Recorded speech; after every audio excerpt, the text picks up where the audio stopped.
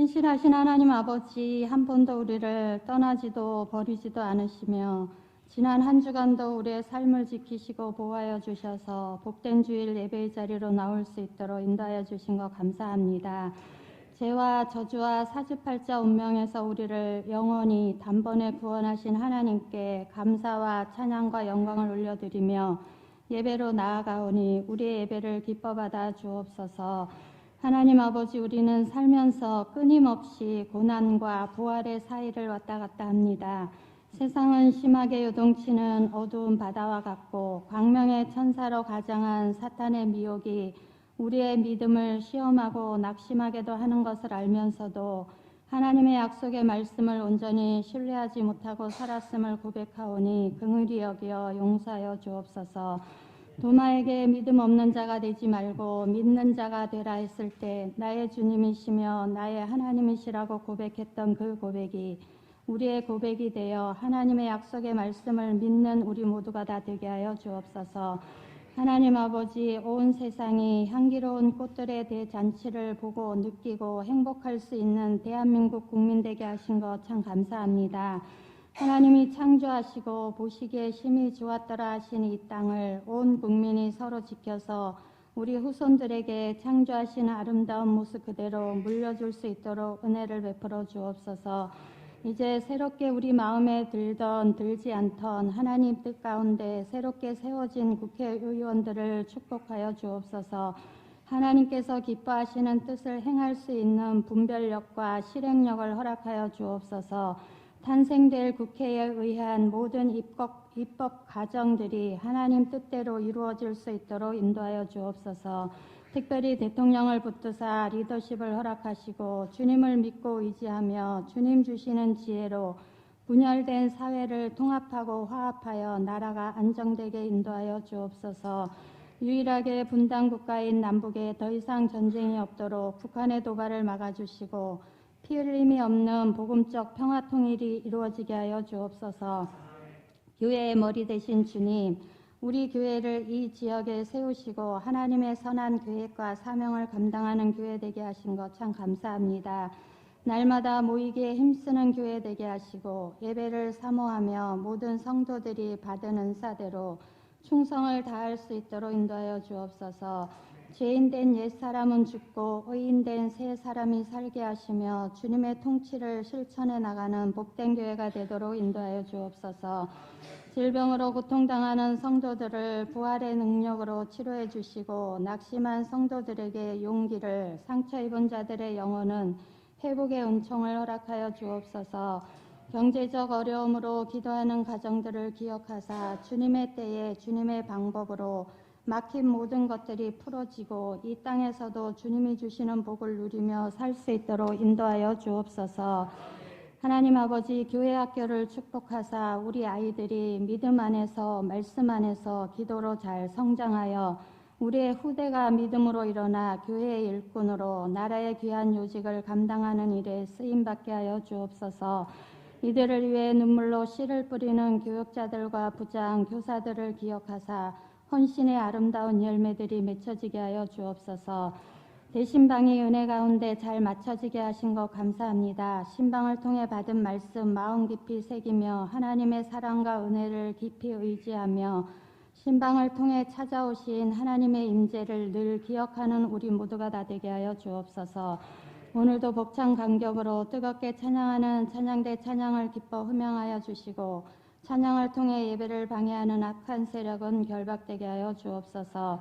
예배를 돕는 손길들을 기억하사 저들의 몸을 들여 몸된 교회를 위해 헌신할 때 하늘의 보화가 넘쳐나고 부활의 주님이 전파되는 곳에 저들의 이름도 기억되게 하여 주옵소서. 양들을 좋은 꼴로 먹이기 위해 기도하시며 준비하여 살아계신 하나님의 말씀을 선포하시는 담임 목사님 늘 영육 강건케 하시고 성령님의 강권적인 역사가 일어나게 하사 본세 있는 말씀으로 우리의 온 심령을 채워 성도들이 평안과 기쁨을 얻는 귀한 시간 되게 하여 주옵소서. 우리의 예배를 통해 주님의 영광이 드러나길 원하고 감사드리며 부활이요 생명이신 예수 그리스도의 이름으로 기도드립니다.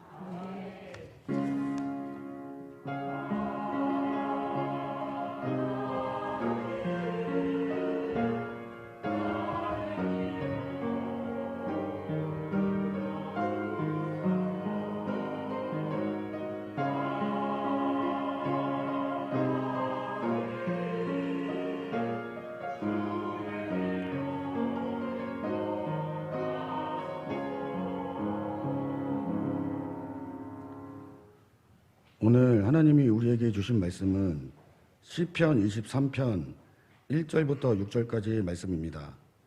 봉독해 드리도록 하겠습니다. 여호와는 나의 목자시니 내게 부족함이 없으리로다. 그가 나를 푸른 풀밭에 누이시며 쉴 만한 물가로 인도하시는도다. 내 영혼을 소생시키시고 자기 이름을 위하여 의의 길로 인도하시는도다. 내가 사망의 음침한 골짜기로 다닐지라도 해를 두려워하지 않을 것은 주께서 나와 함께 하심이라. 주의 지팡이와 막대기가 나를 안위하시나이다. 주께서 내 원수의 목전에서 내게 상을 차려주시고 기름을 내 머리에 부으셨으니 내 잔이 넘치나이다.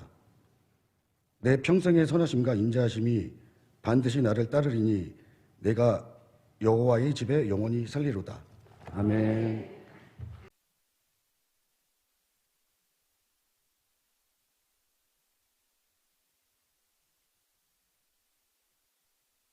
사순절 기간에 시작했던 그 신방이 이제 어제 다 끝났습니다.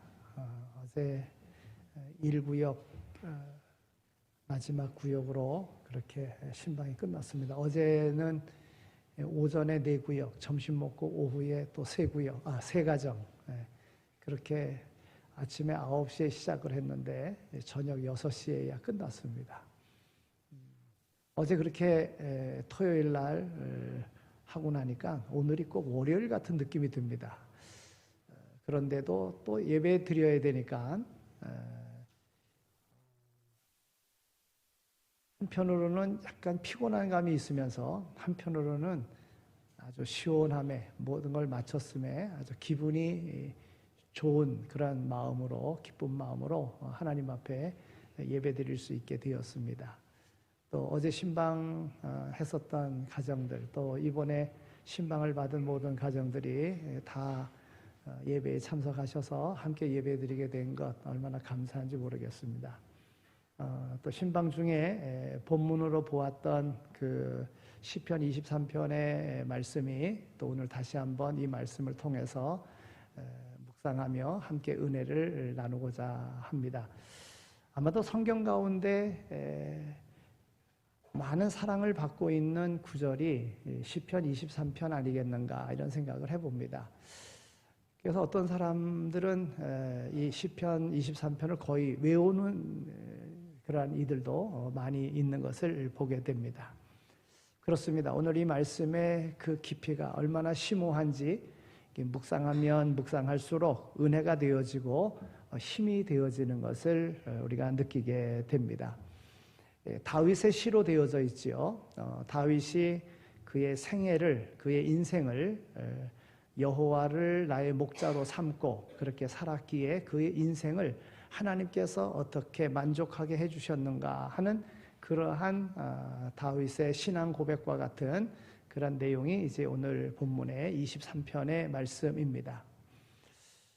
우리가 잘 알다시피 다윗은 정말 그 양을 치던 그 가정에서 성장하여 어려서도 양을 치는 그 목동의 삶을 거쳐서 골리앗을 물리침으로 왕궁에 들어가게 되고 또 전쟁에 나가서 싸울 때에 하나님이 목자가 되셔서 인도하심으로 나가서 싸울 때마다 승리하게 되었고 비록 왕의 사위가 되어서 왕궁에 거하지만은 그의 명성이 높아지니까 사울 왕의 시기로 인해서 도망 다녀야 되는 억울하게 죄도 지은 것이 없이 숨어 피해 다녀야 되는 그런 인생을 십수년 했었던 그리고 마지막 그는 다윗은 어떤 왕보다도 이스라엘의 훌륭한 왕이 되었음을 우리는 알게 됩니다.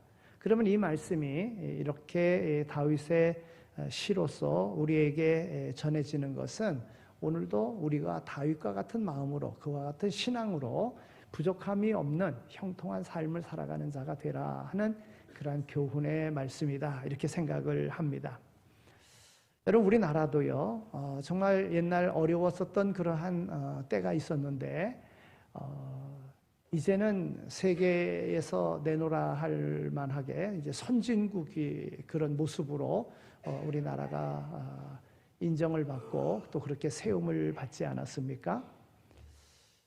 그러니까 이 선진국이라는 것은 다른 모든 나라들보다도 앞서가는 나라다, 또 잘 사는 나라다, 또 힘이 있는 나라다, 이런 거 아니겠습니까? 그러면 이 선진국에 살아가고 있는 오늘 우리의 삶은 정말 힘이 있고 부족함이 없고 그러한 삶을 우리가 살아가고 있는가? 이렇게 물어본다면 정말 우리는 선진국으로서 부족함이 없이 풍족한 이런 삶을 살아가고 있습니다. 이렇게 답하는 사람들은 그리 많지 않은 것을 우리가 보게 됩니다.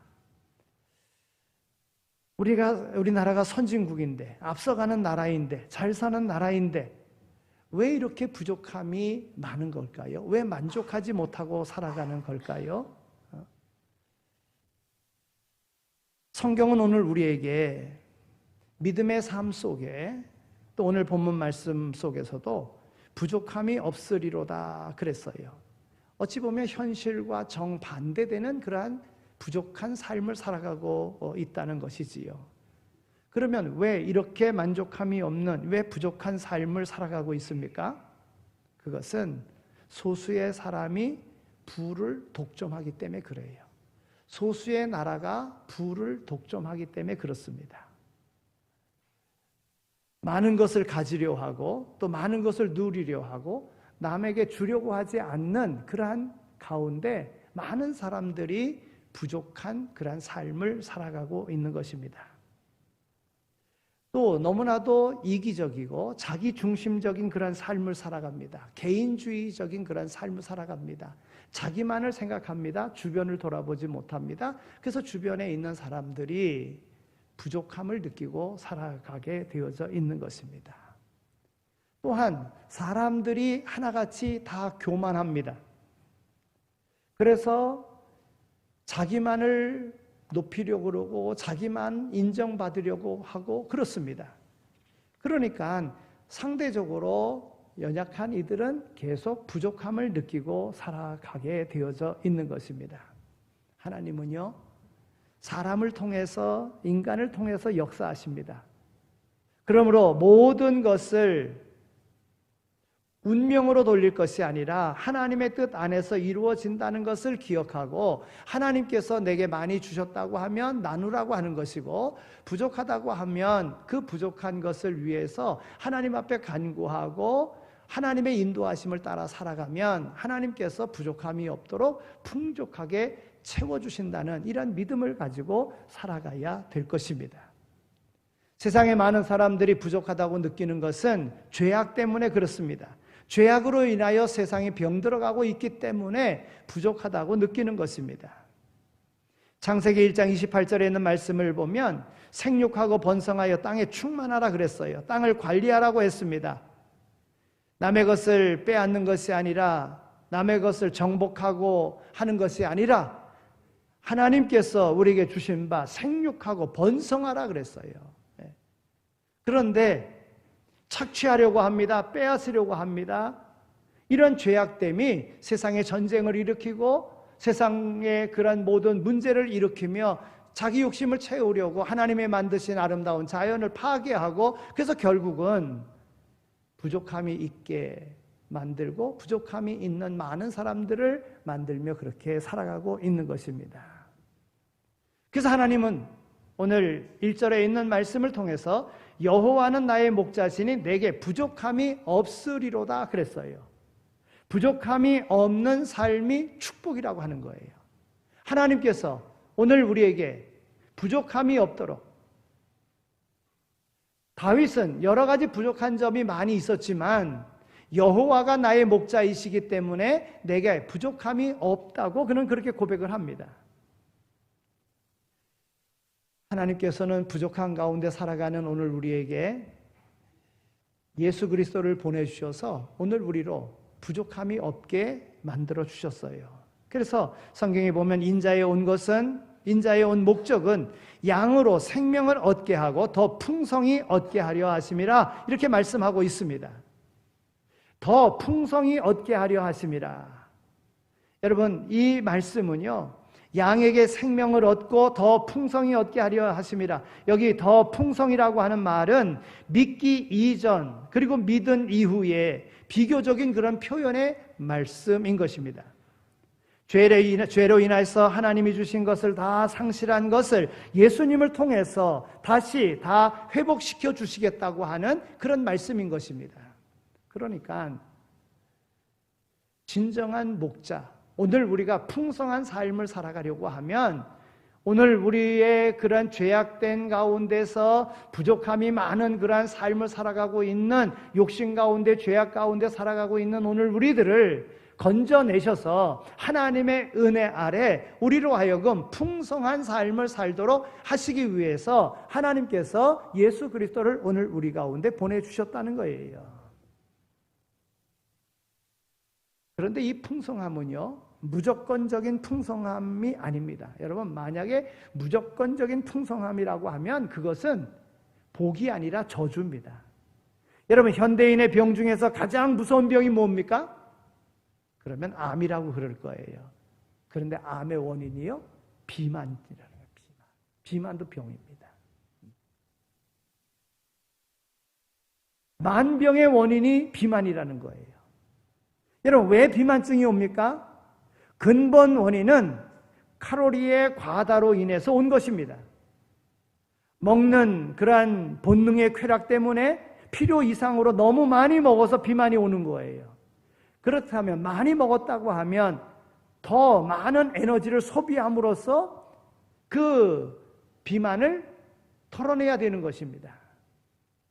그런데 많이 섭취하면서 일하려고 하지 않아요.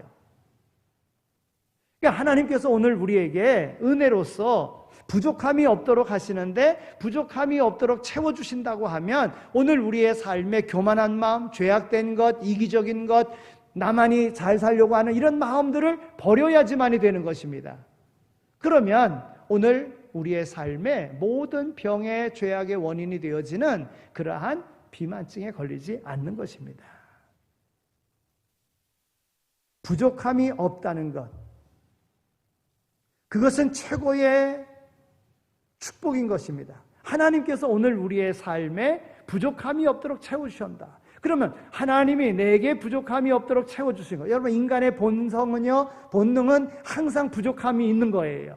그래서 뭔가를 요구하게 되어져 있습니다. 그런데 그 요구를 내 힘으로 내가 얻으려고 하면 세상에 무리를 일으키는 거예요. 그게 어찌 해야 됩니까? 모든 것을 가지신 하나님을 믿는 거예요.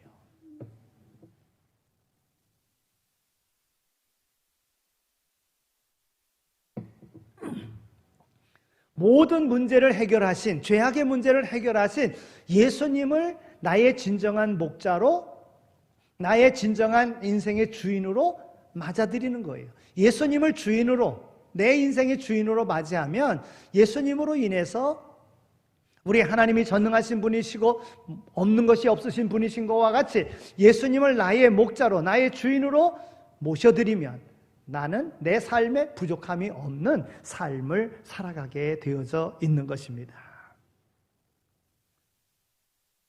그러면 부족함이 없는 그러한 삶을 살아가려고 하면 오늘 우리의 삶 속에서 하나님의 말씀을 기억하면서 바른 관계 회복을 위하여 살아가면, 관계 회복이 이루어지면 그러면 부족함이 없는 삶을 살아가게 되어져 있는 것입니다. 오늘 1절에 있는 말씀을 읽겠습니다. 자, 1절 말씀 읽겠습니다. 시작.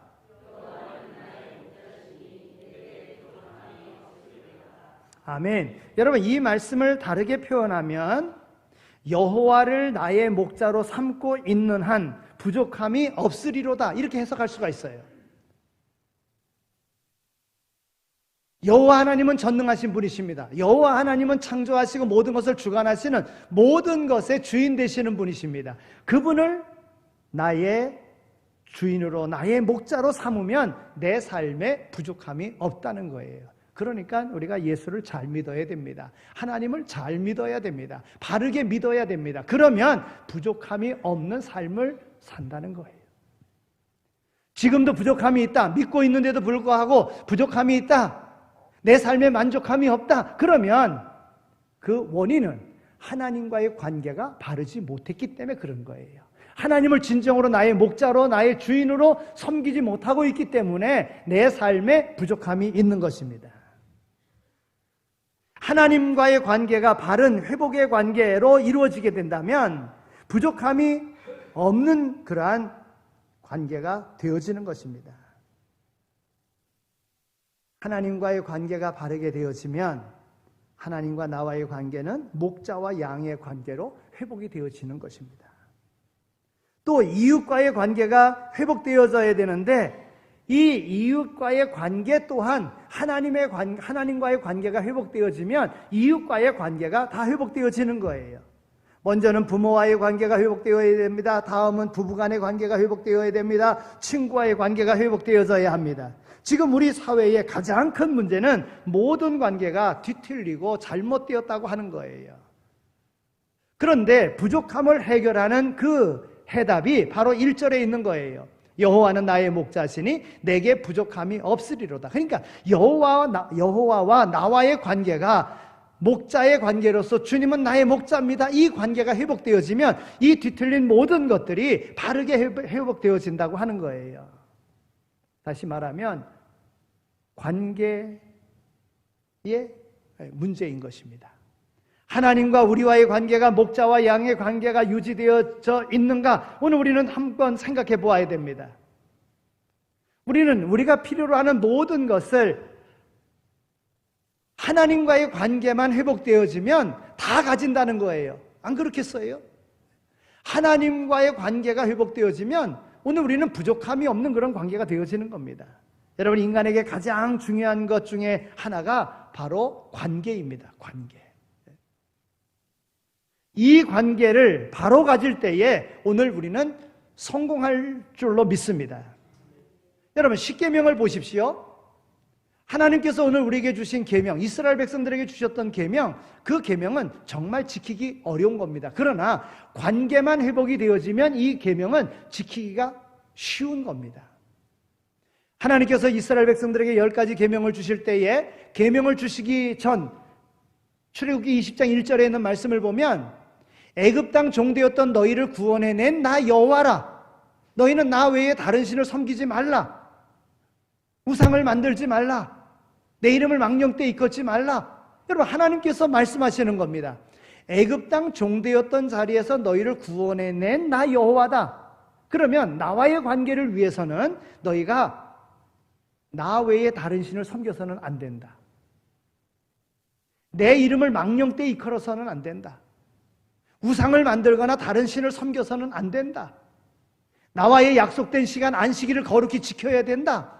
이런 계명을 하나님이 주신 거예요. 이거는 하나님과의 관계가 회복되어야 되는데 그 관계 회복은 종되었던 자리에서 구원해낸 하나님이심을 믿는다면 이와 같은 것은 지키기가 어려운 것이 아니라는 겁니다. 애굽 땅 종되었던 자리에서 너희를 구원해낸 나 여호와다. 하나님과의 관계가 회복되어지면 이웃과의 관계도 5번째부터 10번째 계명, 내 부모를 공경하라, 살인하지 말라, 도적질하지 말라, 간음하지 말라, 남의 것을 탐내지 말라. 여러분, 이런 모든 계명들도 이웃과의 관계 아니겠습니까? 하나님께서 나를 구원하셨으니 나의 목자는, 나의 주인은 하나님이시다라는 고백을 했을 때에 자기 마음대로, 여러분, 이런 일들이 다 무엇 때문에 못 지키는 겁니까? 계명을 못 지키는 이유는 자기의 교만함과 자기의 죄악됨과 자기의 그런 어떤 안일함과 편안, 이런 것 때문에 못 지키는 건 아니겠어요? 관계 회복이 중요하다는 거예요. 하나님은 오늘 우리에게 부족함이 없도록 창조하셨습니다. 우리의 욕심과 죄악으로 인해서 하나님과의 관계가 뒤틀리면서 오늘 우리 가운데 온 것은 부족하게 되었다고 하는 것입니다. 오늘 다윗은 우리에게 정체성을 양이라고 표현하고 있어요. 오늘 우리는 양이라고 하는 거예요. 그러니까 하나님과의 관계 속에서 여러분, 죄가 뭡니까? 하나님과 같이 되려고 했던 것이 죄 아니겠습니까? 눈이 밝아지고 하나님과 같이 되려고 하는 가운데 선악과를 따먹은 것 아니겠어요? 이것이 교만함 때문에 온 것 아니겠습니까? 그래서 하나님과의 관계가 틀어진 것 아니겠습니까?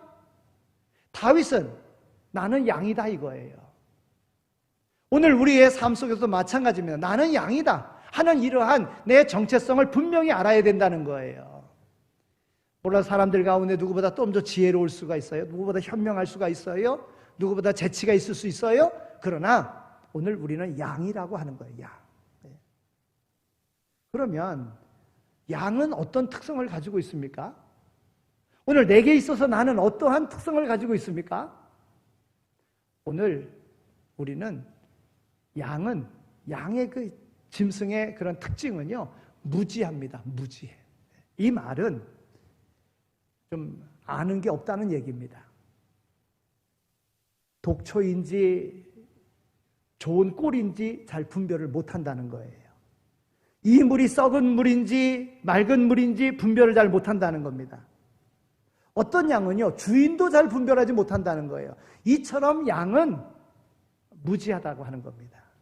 이게 양의 특성입니다. 두 번째는 양은요, 무능하다는 거예요. 무능하다. 능력이 없다고 하는 것입니다. 양은 자기를 방어할 무기가 없습니다. 모든 동물들은 다 자기를 방어할 무기들이 있지 않습니까? 이빨이 있든지 발톱이 있든지 뿔이 있든지 무기를 가지고 있습니다. 어떤 짐승은요, 냄새를 잘 맡든지 아니면 자기를 보호하는 보호색을 가지고 있든지 그렇습니다. 어떤 동물은 빨리 도망갈 수 있는 빠른 발을 가지고 있든지 아니면 독을 가지고 있든지 아니면 꾀를 가지고 있든지 이런 특성을 가지고 있습니다. 그러나 양만은 목자 없이는 스스로 보호하며 살 수 없는 동물이라고 하는 겁니다. 또 양은 넘어지면 몸이 둔해서 혼자 일어나지 못한다는 겁니다. 그렇잖아요. 양이 굉장히 이렇게 좀 비대하잖아요. 다리는 짧고. 그래서 넘어지면 혼자 일어나지 못한, 누군가가 일으켜 줘야 된다는 거예요. 근데 양이 양을 일으킬 수 있겠어요? 다른 양도 다리가 짧고 몸은 뚱뚱한데 어떻게 다른 그런 양을 어떻게 일으킬 수 있겠어요? 네. 그 양은 한번 넘어지면 보동보동 다 일어나지도 못한다는 거예요. 네. 그러니까 목자가 필요한 거예요. 네. 그러니까 나는 양이고 내게는 목자가 필요하다. 이러한 마음을 가지고 우리가 살아야지만이 되는 거예요. 예수님만 계시면 되는 거예요. 내가 예수님 없이 살아가겠다고 하는 것은 교만함입니다. 하나님과의 관계가 틀어지게 만드는 거예요. 하나님은 오늘 우리의 구원을 위해서 예수님을 보내주신 것 아니겠습니까? 여러분, 양은요, 시각이 안 좋, 시력이 안 좋대요. 그래서 방향 감각이 없답니다. 자기 집을 잘 찾지도 못합니다. 그래서 누군가의 인도를 받아야지만이 되는 거예요. 그래서 양은 목자 없이는 혼자 살 수 없는 동물이라는 거예요. 오늘 우리도 마찬가지라는 거예요. 목자 대신 주님 없이 항상 살아가게 되면 부족합니다. 맹수의 밥이 되기도 쉽습니다. 물에 빠지기도 쉽습니다. 돌에 걸려 넘어지기도 쉽습니다. 그래서 성경은 여호와를 목자로 삼고 있는 한 부족함이 없다 그랬어요. 그러니까 예수님이 확실하게 예수님과의 관계 속에서 예수님은 나의 목자다라는 이런 확고한 신앙의 고백을 가지고 있다면 부족함이 없는 삶을 살아가는 오늘 우리가 되어지는 줄로 믿습니다. 또한 양은요,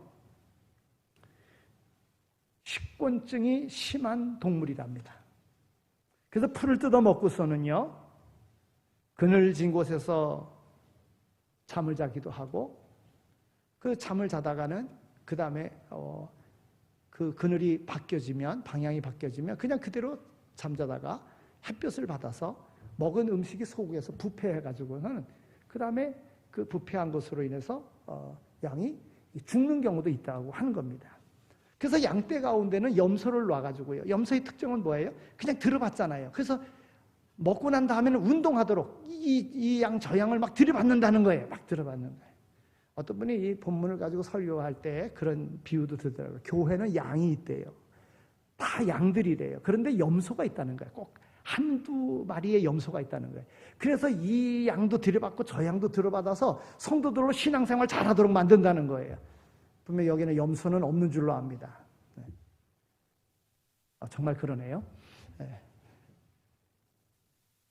그러니까 양이 밥 먹고 나서 풀을 뜯은 다음에 누워서 그냥 잠들었다가 속에 먹은 것들이 부패해가지고 죽는 경우가 있다는 거예요. 그래서 염소로 인해서 운동하게 만든다는 거예요. 이렇게 들여받아서 운동하게 만든다는 거죠. 네.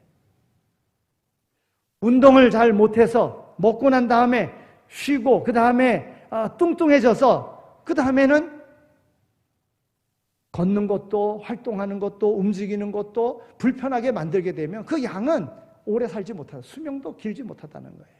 그래서 염소를 두어서 염소로 운동하게 만들어준다고 하는 거예요. 그러니까 이처럼 양은 여러 가지 면에서 약하고 부족하고 그래서 목자가 없이는 절대 살아갈 수 없는 짐승이 바로 양이라고 하는 거예요.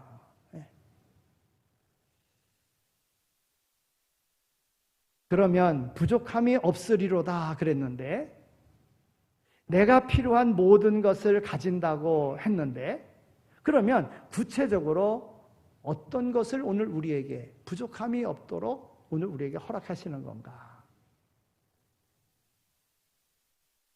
하나님은 우리의 목자 되시는 진정한 목자는 오늘 우리를 인도해 주시는 분이라고 하는 거예요. 우리를 인도해 주심으로 오늘 우리로 부족함이 없게 해 주시는 겁니다. 자, 2절에 있는 말씀을 읽겠습니다. 자, 2절 말씀 읽겠습니다. 시작.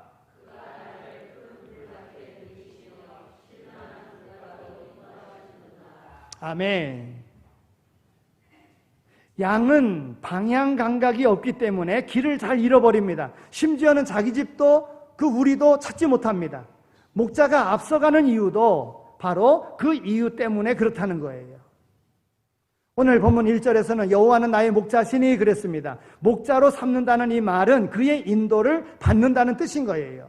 인간은 자기의 이익만을 추구하기 쉽습니다. 그러나 대부분 자기 이익 추구는 사실은 해가 되는 경우가 더 많다는 것입니다. 그러므로 주님은 너희는 먼저 그의 나라와 그의 의를 구하라고 말씀하고 계시는 것입니다. 그의 나라를 구하는 것, 그것은 천국 시민이라고 하는 생각을 가지고 천국 시민으로서 누려야 될 그러한 혜택을 기억하면서 주님을 더 잘 따르라고 하는 그런 말씀인 것입니다. 오늘 우리는 주님의 인도를 받아야 됩니다. 진정한 목자 되시는 주님을 바르게 따르기를 힘쓰므로 부족함이 없는 삶을 살아가는 모두가 다 되시기를 축원합니다. 두 번째는 3절에 있는 말씀인데요. 자, 3절 말씀을 읽겠습니다. 시작.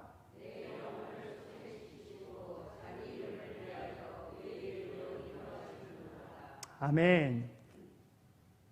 여러분, 이 세상은 광야와 같은 그러한 세상입니다. 그래서 때로는 피곤하기도 합니다. 때로는 짜증날 때도 있습니다. 그런데 주님을 목자로 삼으면 오늘 우리의 병든 몸도 고쳐주시고 피곤해진 우리의 영혼도 소생시켜 주시는 그러한 목자라는 사실을 기억하고 주님께 나오시기 바랍니다. 주님 앞에 나와서 아뢰시기 바랍니다. 그러면 오늘 우리로 소생케 해주시는 그런 은혜를 경험함으로 부족함이 없는 삶을 살게 될 줄로 믿습니다. 세 번째는 우리를 보호해 주신다고 하는 겁니다. 4절에 있는 말씀을 읽겠습니다. 4절 말씀 시작.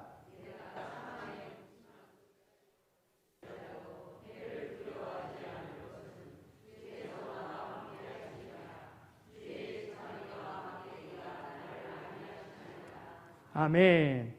여러분, 시편 또 다윗의 시 가운데에 시편 17편 8절에 있는 말씀을 보면 나를 눈동자같이 지키시고 주의 날개 그늘 아래 감추시며 이렇게 다윗은 또 고백하고 있습니다. 여러분, 우리의 몸에서 눈에 뭐만 들어가려고 그러면 눈이 감겨지잖아요. 이렇게 빨리 감겨질 수가 없는 겁니다.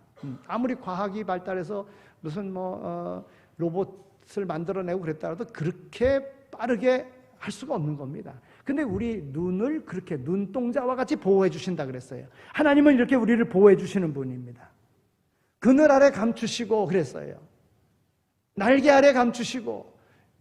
여러분, 옛날에 그 닭들이 병아리를 이렇게 낳고 그 다음에 까고 그 다음에 병아리를 쭉 데리고 다닐 때 수리가 딱 나타나면은요 그 날개 아래 품에 다 이렇게 품어줍니다. 그러면 감히 병아리를 못 채갑니다. 하나님께서 오늘 우리를 그렇게 보호해 주신다는 거예요. 하나님은 우리의 목자, 진정한 목자, 우리 주님은 우리를 그렇게 보호해 주시는 분이라고 하는 거예요. 세상에는 아내가 함께하고 남편이 함께하고 자식들이 함께하는 것, 이것 정말 큰 위로가 됩니다. 그러나 그들이 언제나 함께하지 않습니다. 함께할 수 있는 때가 있지만 함께하지 못할 때가 있습니다. 먼저 갈 때도 있고요. 여러분, 수술실에 들어간다고 했을 때 수술실에까지 들어가서 위로해 줄 수 있나요? 네.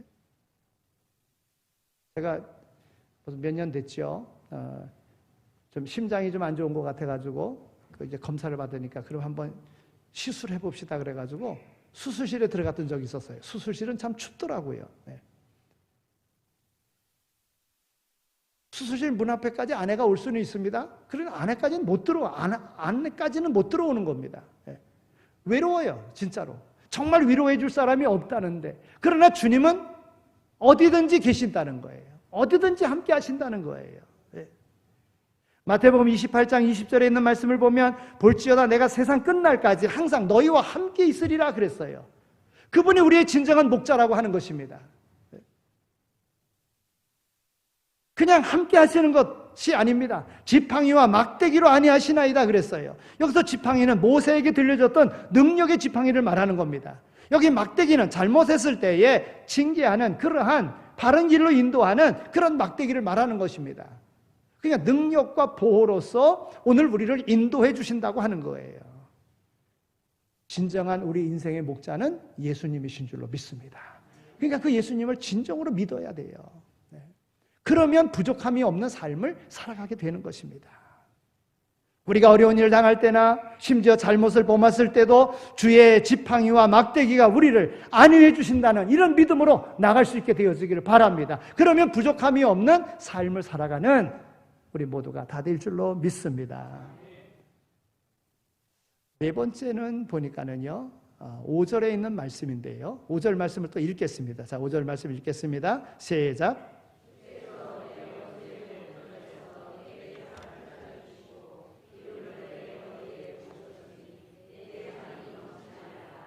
아멘. 내 잔이 넘치나이다. 여러분, 풍족함을 말하는 것입니다. 부족함이 없는 것을 말하는 것입니다. 굶주리지 않도록 먹여주실 것을 말합니다. 여기서 원수의 목전에서 내게 상을 차려주시고, 이 말은 상장을 준다는 것이 아니라 밥상을 차려준다는 거예요. 원수의 앞에서 먹을 것이 없는 그 시대에 먹을 것으로 풍족하게 원수의 앞에서 밥상을 차려주시는 분, 그분이 바로 우리의 진정한 목자라고 하는 거예요. 다윗은 그렇게 믿고 그렇게 살았어요. 그래서 이스라엘의 어떤 왕보다도 뛰어난 왕, 훌륭한 왕이 될 수 있었던 것입니다. 내 잔이 넘치나이다. 나의 필요한 모든 것들을 채워주시는 분. 굶주리지 않도록 먹을 것을 주시고 축복을 넘치도록 부어주시는 바로 우리 주님, 그 주님을 바로 믿고 흔들림이 없이 바른 길을 걸어갈 수 있는 모두가 다 되시기를 축원합니다. 언제까지요? 하나님의 나라 갈 때까지 영원히 함께해 주신다고 하는 겁니다.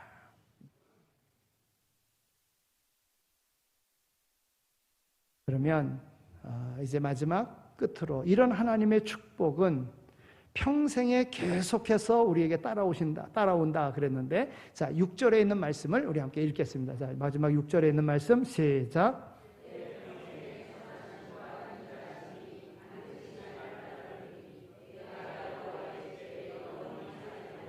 아멘. 하나님의 나라 갈 때까지 영원토록 함께 해주신다는 거예요. 선하심과 인자하심이 정녕 나를 따르니 내가 여호와의 집에 영원히 있으리로다. 영국 사람들은요, 전통적으로 생각할 때에 축복의 개념을 이렇게 생각했다는 거예요. 옛날에 말을 타고 갈 때에 그 말 타고 마차 타고 이렇게 다닐 때에 그 마차 타고 가는데 두 종이 항상 따라다니면서 시종 드는 것, 이것이 가장 축복이다 이렇게 생각했다는 거예요. 말을 타고 가나 마차를 타고 갈 때 두 종이 시종을 들 때 그것을 가장 큰 축복으로 영국 사람들은 그렇게 생각했다고 하는 것입니다. 그런데 오늘 우리의 삶에도요, 두 종을 하나님께서 우리에게 보내주셔서 오늘 우리를 시종 들게 하셨다는 거예요. 그 종이 누구예요?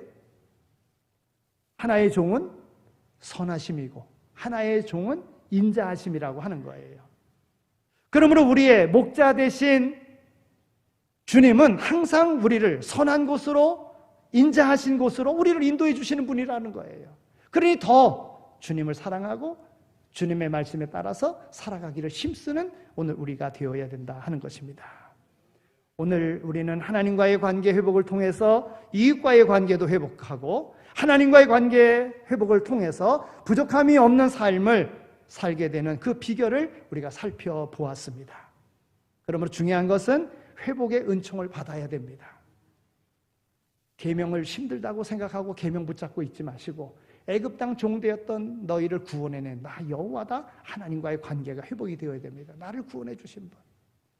죄악 가운데 아무런 소망 없었던 우리 인생들을 향하여 예수님께서 오셔서 나는 너희를 위한 속죄의 양으로 왔다. 나를 믿는 자는 영원히 죽지 아니할 것이며 죽어도 다시 살리라. 우리에게 말씀하시면서 우리를 인도하시는 주님의 말씀에 따라 살아가는 오늘 우리 모두가 다 되어야 될 줄로 믿습니다. 목자와 양의 관계, 이것만 해결되어지면 모든 것 만사 오케이입니다.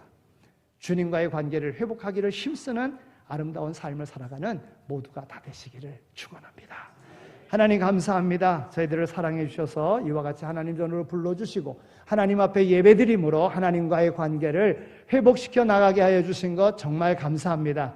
하나님과의 관계 회복을 통해서 여호와 하나님이 나의 목자이신 것을, 우리 주님이 나의 목자이신 것을 늘 고백하며 말씀에 따라 살아갈 수 있도록 인도하여 주옵소서. 그래서 약속된 축복의 말씀을 우리의 삶 가운데 그대로 이루며 살아가는, 그래서 세상을 향하여는 생명과 복의 통로가 되는 역할을 감당하며 살아가는 오늘 우리 모두가 다 되게 하여 주옵소서. 감사합니다. 축복합니다. 예수 그리스도의 이름으로 기도드립니다. 아멘. 이제는 교회의 머리가 되시며 우리의 선한 목자 되시고 부활 소망 되시는 예수 그리스도의 은혜와 우리를 사랑하시되 독생성자 아들 예수 그리스도까지 아끼지 아니하신 하나님 아버지의 극진하신 사랑하심과 성령님의 위로하시고 교통하심이 하나님께 부름받아 귀한 사명을 받은 자로서 하나님의 뜻대로 살기를 다짐하며 세상으로 나아가는 이 자리에 참여한 모든 이들 가운데 이제로 영원히 함께 하시길 간절히 축원하옵나이다. 아멘.